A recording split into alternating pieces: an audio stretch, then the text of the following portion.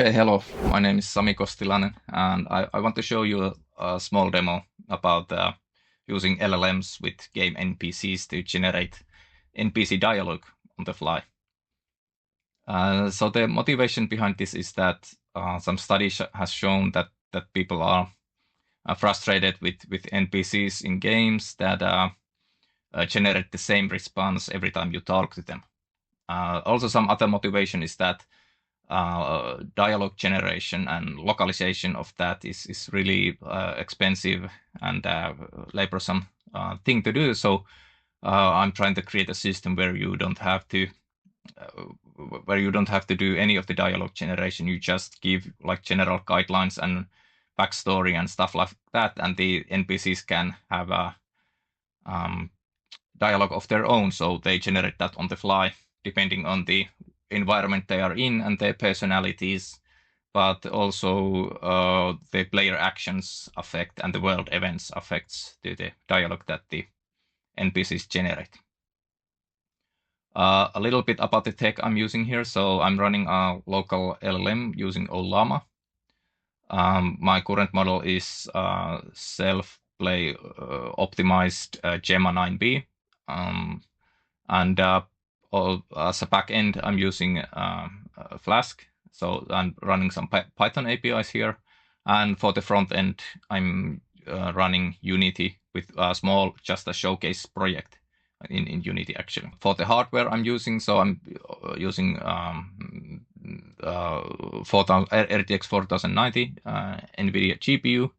And yeah, so that's 24 gigs of VRAM, which is the max limit for the models, but I haven't pushed it to the max because I want to try to keep the VRAM overhead of those models as small as possible. Okay, and then I'm doing some data initialization and cleanup in Postman here and there, and then I'm running the project in Unity. And for the Unity project, I used the creator kit RPG to generate the project. It was a good starting place for this type of showcase because it already had some quests and dialogue and NPCs in the project. And I did some modifications to integrate against my local API. And for the database, I'm using Weaviate, which is open source vector database, and I'm using the free tier currently. I'm not running it locally. I could, but I'm running actually on Weaviate Cloud, but using the free tier to showcase. Okay, so a small example, I start the project here, and it does some loading. Okay, great, and then yeah, so this is the character we can move, and here are a couple of NPCs. So here's a Rowan, who is a warrior down here, and right from Rowan is Eldrin, who is a wizard. And Rowan acts as this type of helper NPC in this scenario. So Rowan is, I can ask questions from Rowan, which are predefined questions, and then I can ask for help in any situation, and then Rowan will guide me what I should do next.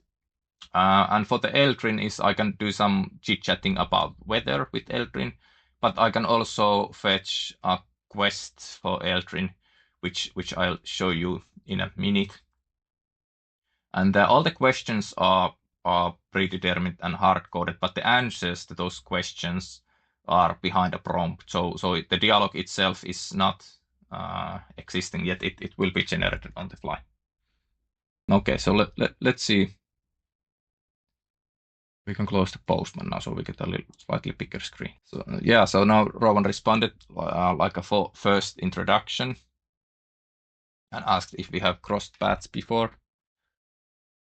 And then I have like 3 options. I can ask for help or ask for questions or some additional questions here. So let's ask questions first. Let's ask, who are you? So he tells who he is. A warrior from Greenfields, so I could assume maybe this place is the Greenfields. So maybe I ask, what is this Greenfields next?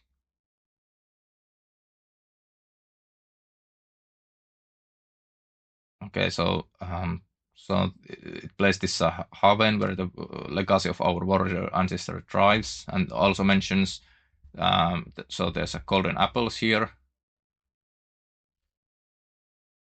source of legend and sustenance.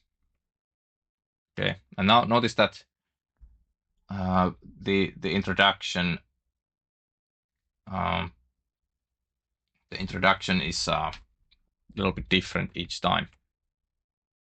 Okay, so let's ask for help.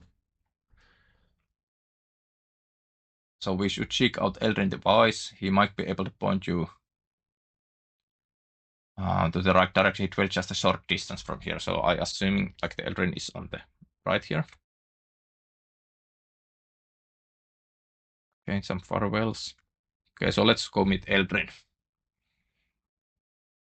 So Eldrin greets us. Let's say the weather is fine. Indeed, a pleasant day for contemplation. Okay. Greetings to you, traveler. A quest, maybe. My research requires a particular variety of apple found only on the tree west of here. Would you be kind of fetch? So the quest is to fetch an apple from a tree west of here. So let's do that. But maybe let's say we forgot what was the quest again. Let's go talk to the Rowan here. So ask for help. Okay, now Rowan recognized that we are on a quest and tells us to go west from here, and so we find a tree laden with ripe apples. So you should be able to find what you need there. And Rowan personality is really helpful and keen to assist the player. That's the basically the task of Rowan. So he expresses that that very often. Like every time we say farewells, he says that, yeah, let me know if you need any assistance, basically. So that's cool. Okay, so here's the apple. So all the game logics are traditional coding, basically. But the dialogue itself and the ability to knowledge that I'm on a quest and stuff like that is in the system. So how, maybe I explain in a minute. Let's finish this quest first.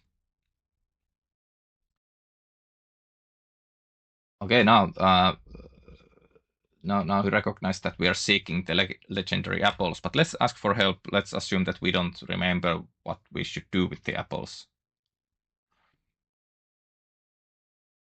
You should head back to Eldrin device in the Cree fields. Short walk from here. Okay, thank you. That was a good help, but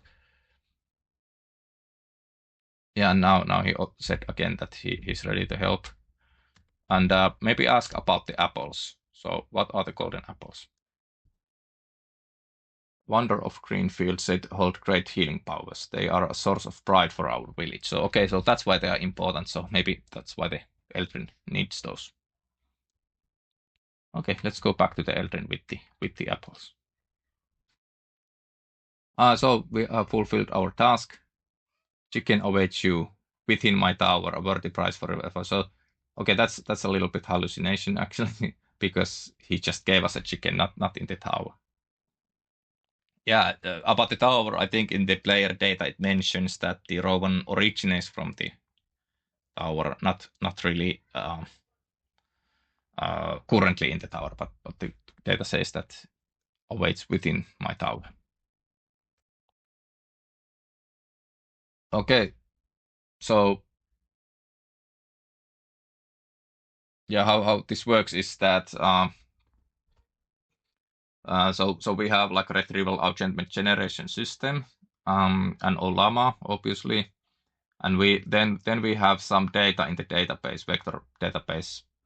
So it uses embeddings to do like a semantic search. For example, there is no particular field about those golden apples that the Rowan mentioned. It's just in the like one chunk of a lore text about these green fields in general. So there's a like a world story kind of thing where I have written that this place is a green fields and it has this and that.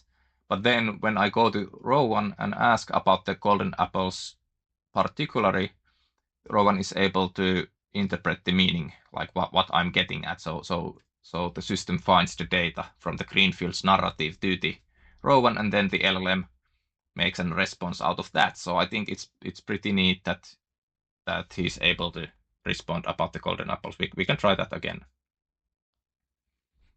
So what are the golden apples?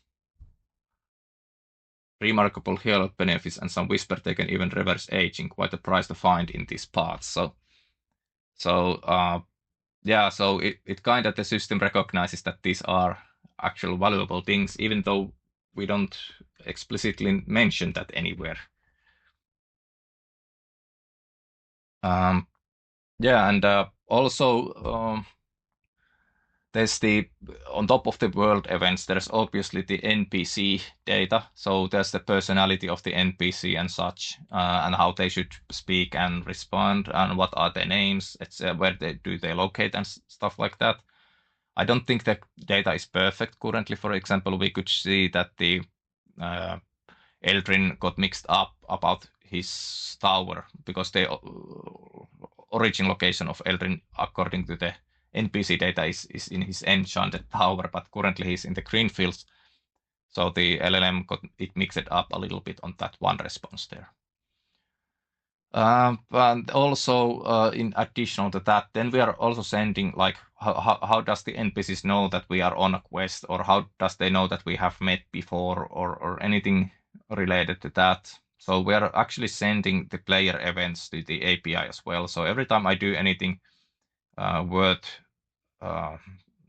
mentioning, for example, meeting Rowan or meeting Eldrin, or fetching the apples for the quest, or actually even starting the quest, or finishing up the quest, or whatever.